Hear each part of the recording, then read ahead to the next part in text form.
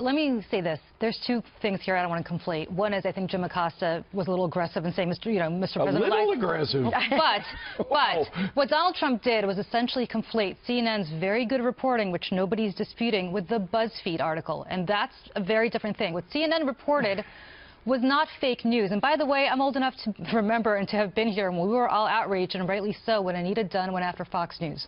Right, as saying we're not going to deal with them, they're the worst. If you remember, in the early part of the administration. Fair point. And everybody went ballistic, including me, because I don't think you should write off any news organization. CNN is a legitimate. You can't deny somebody a seat. It's a legitimate. But you can deny them a question. But let me finish. You can't deny them a question. But let me finish my point here. CNN did not print the dossier. CNN merely said that a dossier exists, which, by the way, it does. That's not fake news. It could have come from a lot of things exist that don't deserve reporting, though. Why? And even CNN, I believe, from what I'm reading today, is saying this as well, is that dossier was not described as information that was unsubstantiated. That was one problem. We sat here as this story was unfolding, as that news conference was reaching its fever pitch right at the top of Outnumbered yesterday. We covered it live.